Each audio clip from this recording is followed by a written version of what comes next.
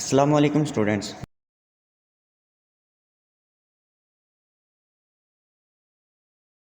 Welcome to my channel. Students, in this video article I am going to highlight the spotting of the head and neck.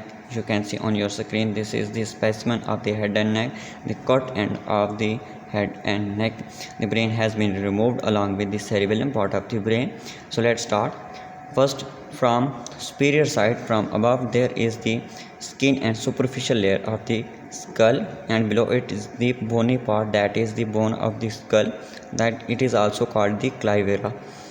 And there is also a layer of the scalp, that is endosteal layer, that is connected or attached to the bone of the skull on its anterior side. Below to it is the dura mater layer, that is the meningeal layer of dura mater. This is the flap shaped structure, that is the meningeal layer of dura mater. And on the anterior side there is the frontal air sinuses. This is the frontal air sinus. And on the anterior side there is the internal frontal crest, frontal air sinuses. This is flap is the meningeal layer of dura mater. On the posterior or the occipital bone there is the internal occipital protuberance, to which the straight superior sagittal sinus is attached. The flap that is above to the internal occipital protuberance is the falx cerebri. This is the falx cerebri, and below it is the tentorium cerebelli. This is the tentorium cerebelli.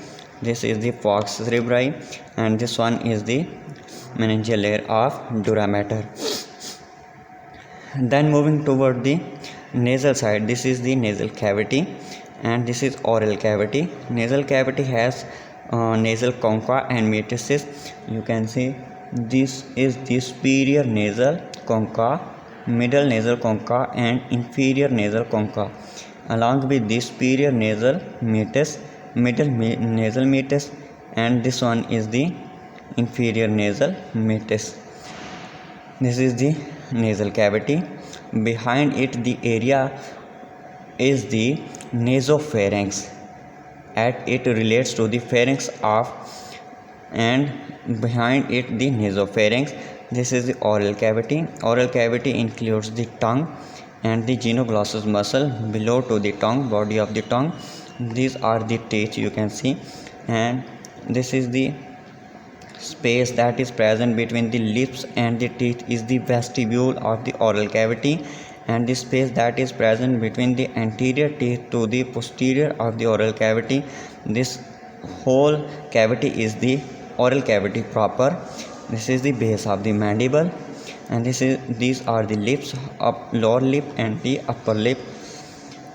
And then moving toward here, you can see there is also a muscle that is below to the genioglossus muscle, the mylohyoid, or maybe it accurately is the genohyoid muscle. This is the genohyoid muscle, and above it there is also a presence of the mylohyoid muscle. Above to it the muscle of the tongue, that is genioglossus, and this is the root of the tongue along with the oral cavity.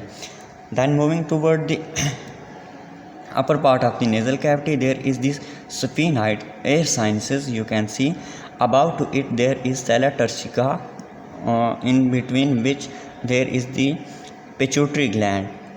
Pituitary gland lies above to the sella turcica. You can see this is the sella turcica, the cavity that is present in between the anterior clinoid process and the posterior clinoid process. It is the sella turcica, in which the pituitary gland lies. And then below it is the sphenoid air sinuses. This is the oral cavity. One important point to this is in the oral cavity, in the posterior part of the oral cavity, there is an opening of the Eustachian tube. And then this bony structure is the odontized process of the second cervical vertebra. This is the first cervical vertebra, and this is the vertebral disc that is present between two vertebrae. And this foramen is the foramen magnum. This large foramen is the foramen magnum, in which there is the spinal cord, and along with the vertebral canal runs downward. And then moving toward the neck region, the area that is present posterior to the nasal cavity is the nasopharynx, and the area that is present posterior to the oral cavity is the oropharynx, and the area that is present to the larynx is the laryngopharynx.